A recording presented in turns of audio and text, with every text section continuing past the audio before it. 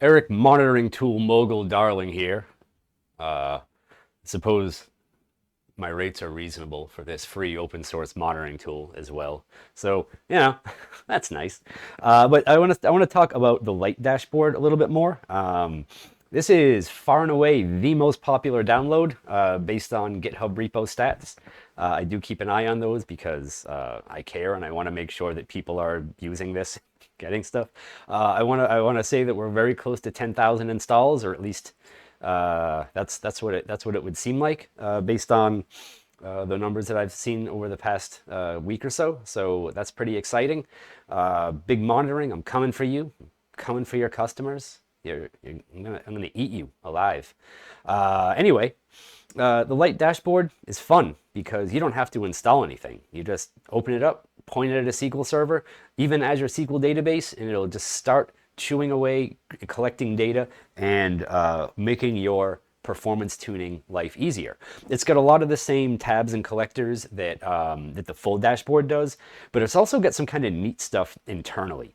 And the thing that I really love about it is, I'm a big fan of DuckDB. I think it's one of the coolest things that's happened in databases in a long time. And so what I wanted when I was first working on this, doing this sort of design spec, like almost anything where it's like embedded database, you're like, oh, SQLite. The thing is, I'm not doing SQLite work here. Right? I'm not doing tiny little transactional things. I'm like inserting bunches of rows and stuff, and then I need to run reporting type queries off them. And DuckDB is a no-brainer for that. So I have DuckDB embedded in this thing. And what I do is I load up DuckDB until it has about 512 megs in the tables. And then as soon as I hit 512 megs, I archive all that stuff out to Parquet files, which have insane compression on them. And that helps to keep helps to control the size of the database over time. The Parquet files are very, very well compressed. It's a very cool little thing that goes on in there. So, like I said, it's got just about all the same tabs and whatnot that you would expect to see in the full dashboard. I tried to replicate as much of it as possible, but there are a few things that I'm just not quite keen to do, like run SP Health Parser to look at the system health extended event, and what's the other one? I don't set up a custom trace in this one. So there are a couple things that I left out of Lite just to make it a little bit lighter, but hopefully the set of things that I collect in here is useful enough for you that it sort of makes up for the few things that are missing. So like I said, there's no system events tab. That's SP Health Parser looking at the system health event. I don't look too much at the default trace stuff, but there are some very cool things that I do have in here that I think make this a unique sort of proposition. One is Azure SQL database support. The full dashboard obviously doesn't work there because it creates a database and stored procedures and all the other stuff. So it just can't function with Azure SQL database, whereas the Lite one absolutely can. But they both have the MCP servers built in. Those are opt-in only. So if you want to have one of your robot friends talk to your performance data and just your performance data, you can have it chat away with the Lite database. And I think that's even kind of in a way better than the full dashboard because it is confined to what has been collected in DuckDB in the Parquet files, and it doesn't have to go like run any queries against the database where the data lives, right? So like with the full dashboard, you have the performance monitor database, and that's collecting stuff, and the MCP servers talk to just that, but this is just talking to DuckDB wherever it lives, so that's kind of neat.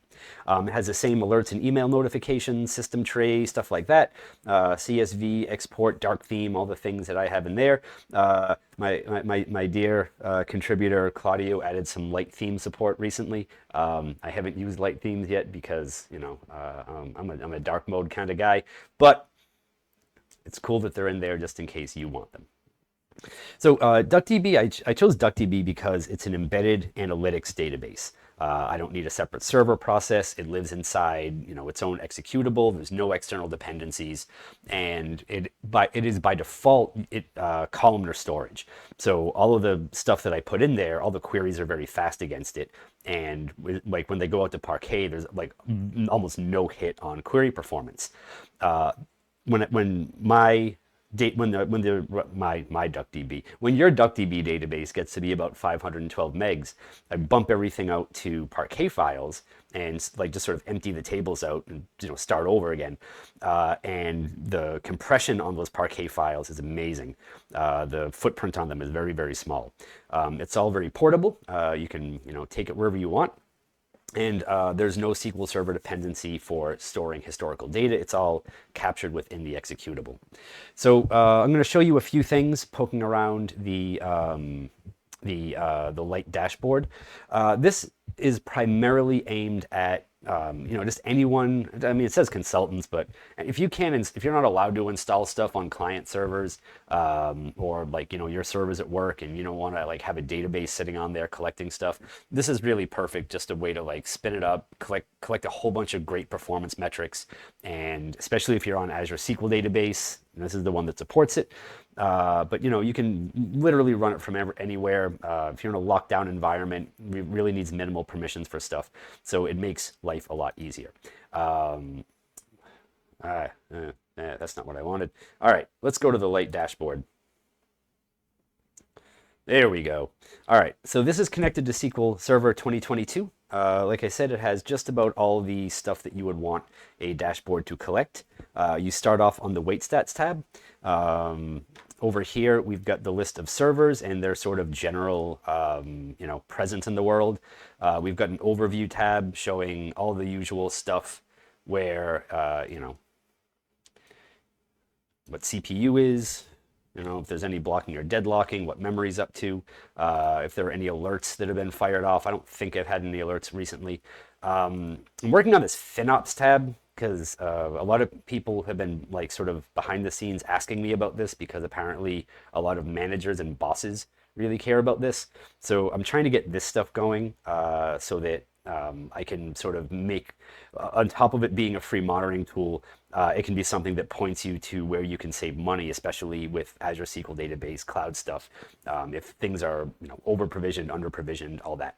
So I'm working on this. It's a work in progress. It'll be out soon, but it's going to be a few versions before I think it really finds its footing. But I got to start somewhere so I can get some feedback and start getting some real scenarios from it, other than what's going on my local test servers. But just to make sure it all works, we get this stuff first. But anyway, we get weight stats. Again, it's all the weights that we look at in the same way as the full dashboard. So like your top 10 weights plus the sort of usual suspects plus the poison weights. So if anything terrible is happening, you can see it pretty quickly. Under the queries tabs, again, I'm such a developer, I don't have any stored procedures running, but you sort of get a look at query duration from the plan cache, from query store, and then executions is what's behind me.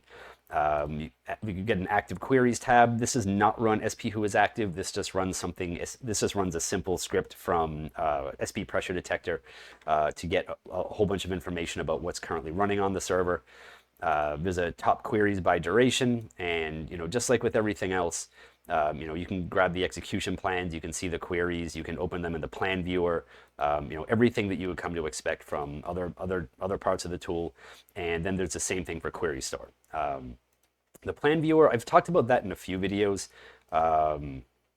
We just say view plan, that pops up in plan viewer, and you get this is just the estimated execution plan for this, which is not terribly interesting, but that's okay.